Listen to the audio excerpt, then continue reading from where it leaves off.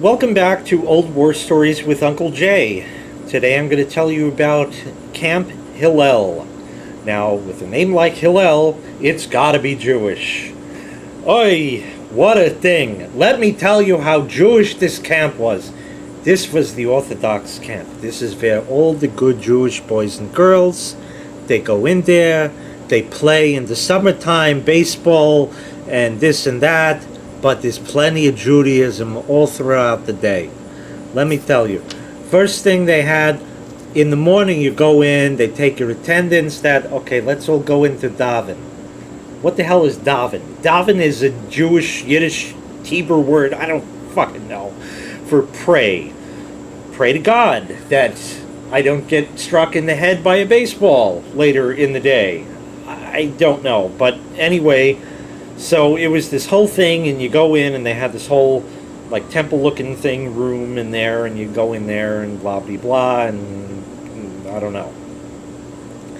Okay, so that was always strange, because I didn't really, these were Orthodox, I was conservative, and the two don't really mix. In other words, the Orthodox think if you're not Orthodox, you're not that Jewish. Okay? Orthodox will keep kosher, sometimes what they call glot kosher. Conservative might keep kosher or try to keep kosher, but will make exceptions or don't keep kosher at all. And then there's Reform, which basically is a little bit of this, a little bit of that. We mix it up with Hanukkah, we light the menorah, great, okay, fun. Hey, it's Christmas! So anyway, that was kind of that. So you'd go in and daven in the morning. There was also another one. I've told stories before. When I told the story of my grandmother's funeral, where we had to walk behind the hearse, and my mother said that's because in the olden days they had a horse-drawn carriage that would carry the casket, and all the people would follow behind it. And they put the hearse in drive and just moved it up 6 feet, and we had to walk following it, like that. And I said to my mother, because she didn't even tell me what the hell this was for, and then she explained it. I said, that's great, but what about all the carbon monoxide poisoning I just breathed in?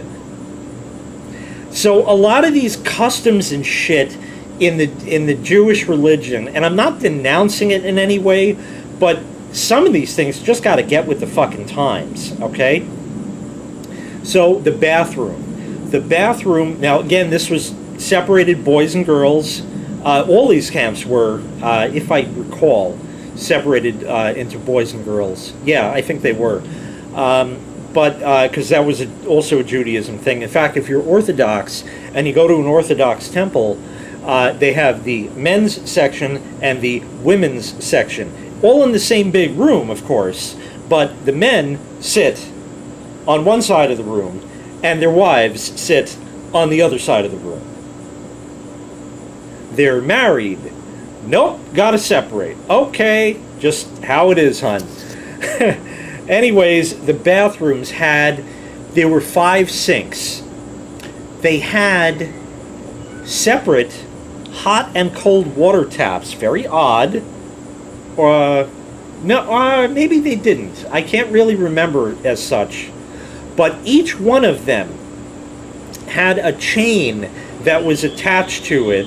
Now, you might have seen this before in certain public restrooms where there's a chain attached with a drain plug, so you could plug the sink. Now, why you'd want to do this in a public bathroom and how clean these sinks are, I don't know. But you probably have seen some sort of chain coming off of it with a drain plug that probably has been ripped off and missing for a number of years, if not almost damn near forever. These had plastic pitchers attached.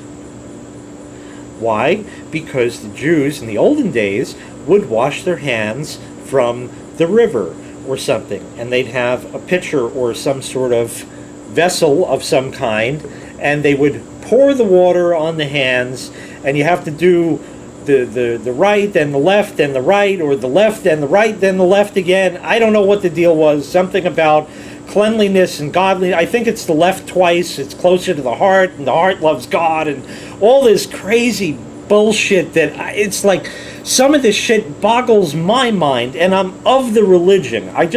Anyways, this was an Orthodox camp, so they had that, and you were required to wash your hands in that manner with these damn pitchers.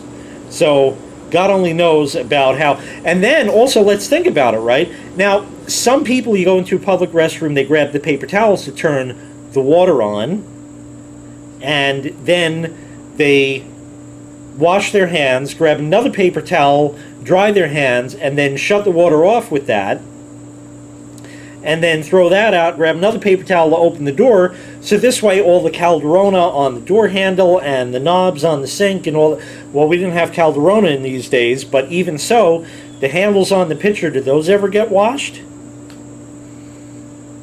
They came and cleaned the sinks.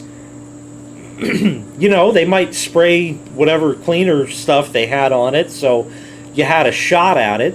But the pitchers, yeah, probably not. It's the cleaning guy, you know. He was probably Spanish, who knows? He doesn't know what the fuck they're for, you know. So that was that one. Let's see. The pitcher... Okay, jeez, this was a great one. Okay, so lunchtime, I think they served us food. I don't remember what it was. It was edible. It was pretty much school cafeteria fare. And this, I don't know, this is a strange subject because lunches changed in the very late 90s to early 2000s. When I was a kid, you had a Frankfurter and baked beans and a thing of green beans or something. And it was all out of a can and it was shit. Or they had hamburgers that were garbage, or they had pizza like Elio's Pizza, and even that wasn't any good. Meatballs, spaghetti with meat sauce, or meatballs they had. The meatballs bounced, by the way, in school. So I don't know what they served. It wasn't bad. I think it was a step above 1980s cafeteria food, for what it's worth. But anyway, that was that. But they did supply fruit punch or some variant thereof. I don't know what this was. It was not Kool-Aid. I don't think it was High C. They had a clear pitcher, and in fact I have one, not that one, but one styled like the kind they had,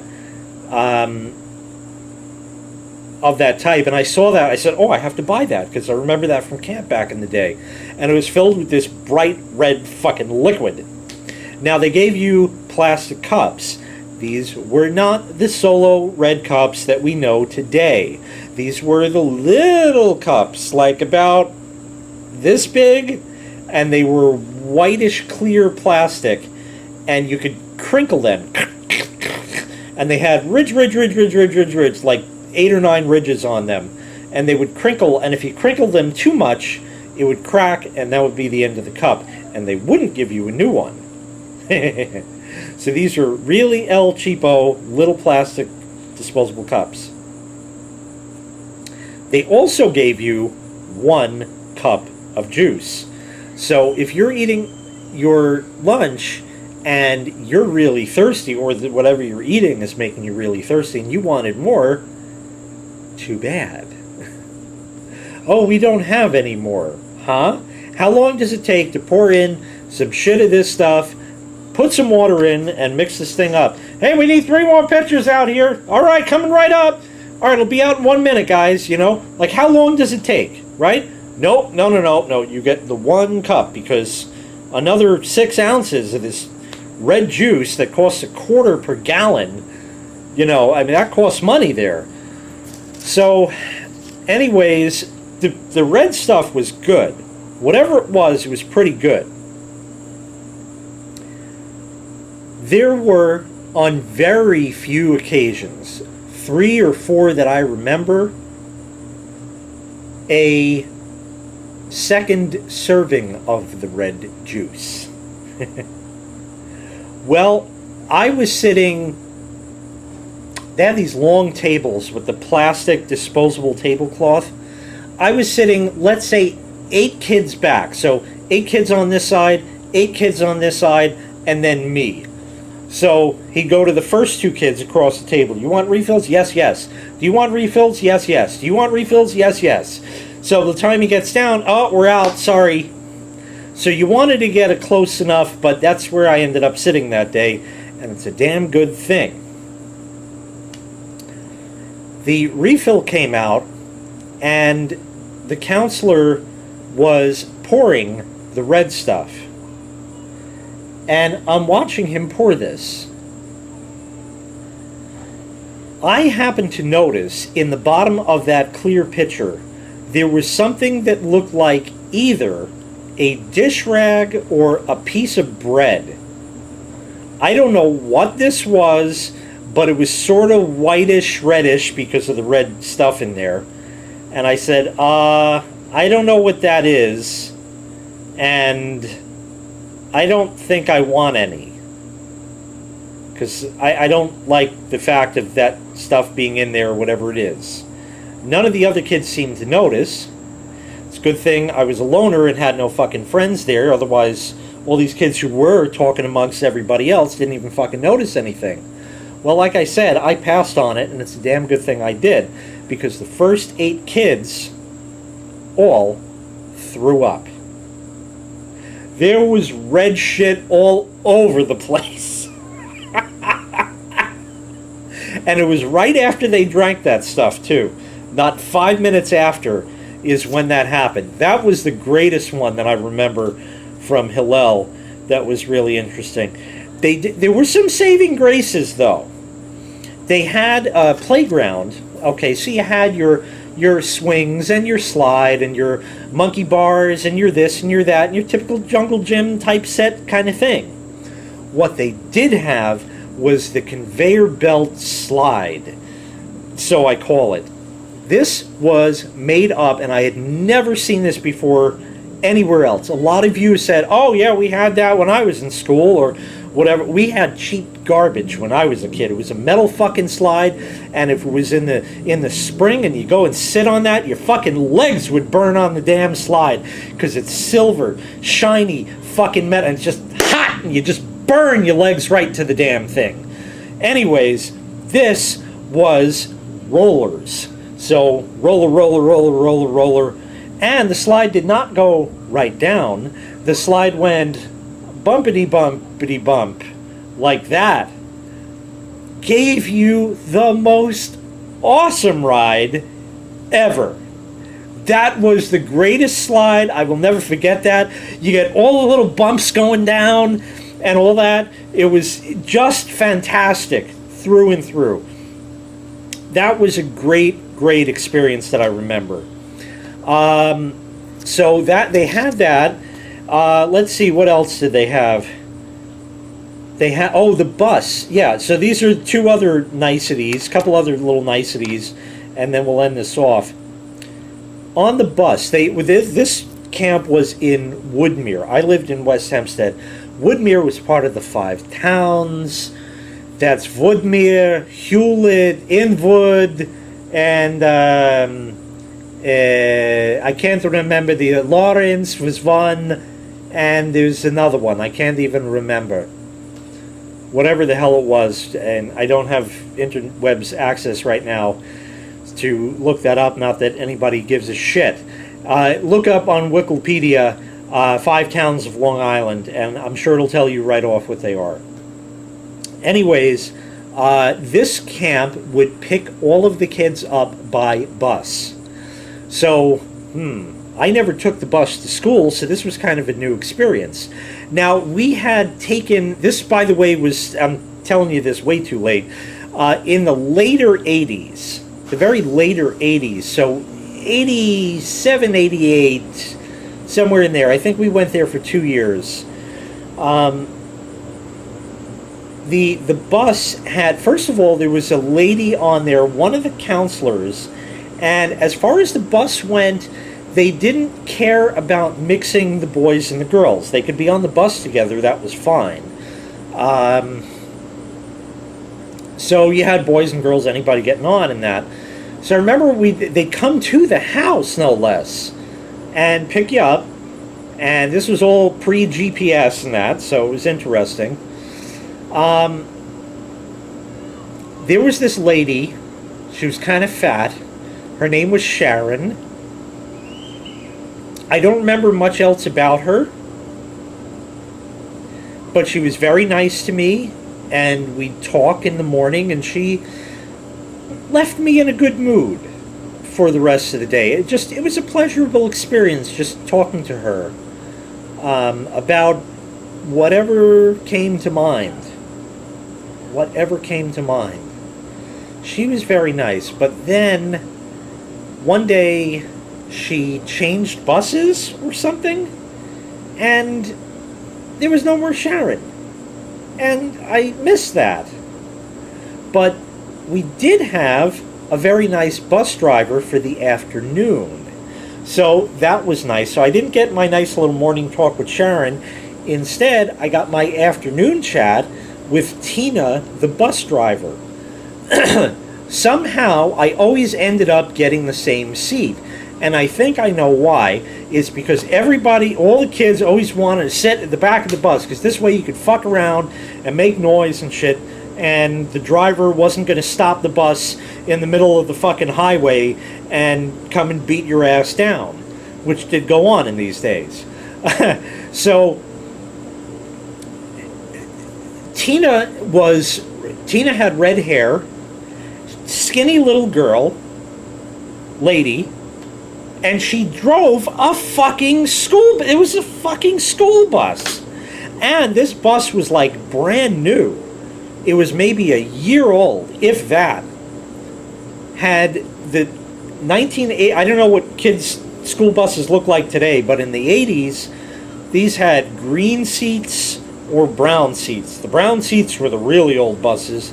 The green seats were more the early 80s buses, and then you got the orange seats. So all the seats were bright orange, and it was sort of a cheery environment, seeing that, if you associate colors with that. And Tina, the red-haired bus driver, little skinny lady, and I'd watch her. It was automatic, and I'd see her shift the thing down. It had no park. These buses did not have park, but instead she put it in neutral, and then the parking brake, which was a rhombus-shaped thing, psh. So she was very nice, and she had the fans going and stuff, and we'd just talk about that, and I'd look at all the little switches there and stuff. I need to change the battery here. I'll be right back.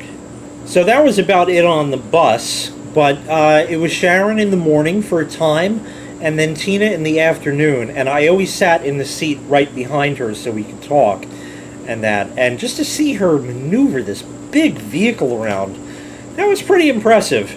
I thought that was pretty cool. Gallagher, the comedian, once told a joke. Ever notice how skinny girls drive vans and fat ones try to cram it into a Datsun?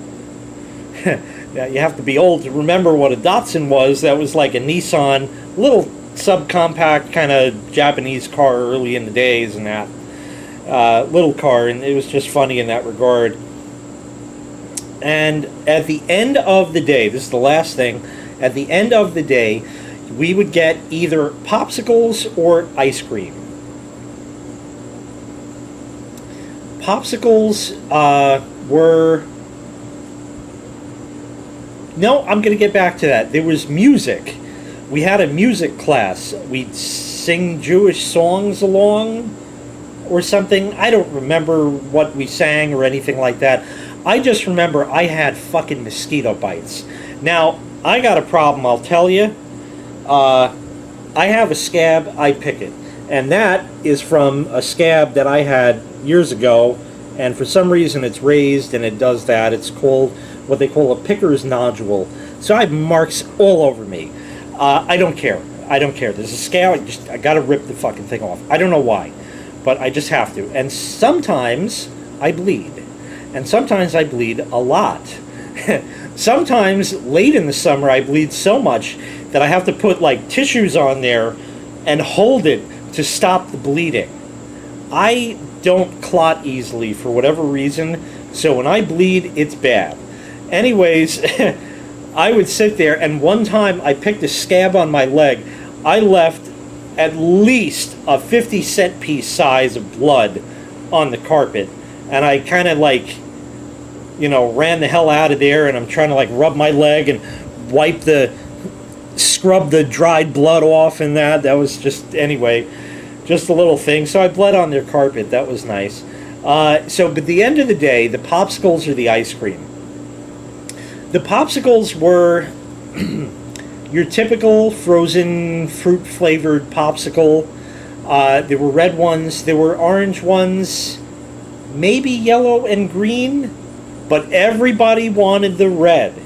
Everybody wanted the red. I want a red one! I want a red one! I want a red one! And these were the kind of popsicles where it had 2 sticks in it. 2 sticks. So they'd give the counselor a box of popsicles, and they were all mix-match flavors, whatever was in there, and he'd unwrap it, and then he would break the popsicle in 2. So everybody had a half a popsicle on a stick and a half a popsicle on a stick. He wouldn't give you both of them. One went to one kid, one went to another kid. Yes, cheap and Judaism are like cleanliness and godliness. They go together. So I remember that one. But there was also, remember, like I said, they would separate the boys and the girls. At the end of the day, they would put us in an area in the front of the place that was sort of a communal area, I guess, and we'd wait for the buses or wait to get on the buses, or I don't remember exactly. And some days they'd give us ice cream. Oh man, they'd give us ice cream in the little plastic cups. You remember these things? They still sell them, actually. The little plastic cups, and it had half vanilla and half chocolate and the wooden spoon. Oh, I loved ice cream days because every kid got their little cup of ice cream and the wooden spoon. Couple things on this. First of all, it was always a sunny day. And I remember sitting out there, and I'd often run into my sister. We went to the camp together. I didn't see her all day. Oh, so I'd say to my sister, so what did you do all day? You know, because they had different things for the different kids and different groups and that. Oh, yeah, we did this, we did that, I don't know, whatever. And they also had the swim in the morning, the instructional swim, and if you don't go to instructional swim, you can't go to the free swim later in the day. So there was that, and I remember my sister had long hair. I did not at the time, and she always had, her hair was wet, and the back of her shirt was wet from her hair dripping whatever was left. And I remember seeing that. We'd sit there on the little benches or whatever, and we'd have ice cream, and then we'd get on the bus and we'd go home. And then I'd talk to Tina on the way home, because I think my sister sat with other kids or something. I don't remember. And I'd watch Tina hit the thing, and the little stop sign would come out, and that was kind of nice. It was way too Jewish for me, but anyway, it was sort of an interesting experience, and I was older at the time, so this was certainly a more likable experience. I didn't like it then, but looking back, it really wasn't that bad. And again, this was just the month of July, not for August, because my parents were too cheap.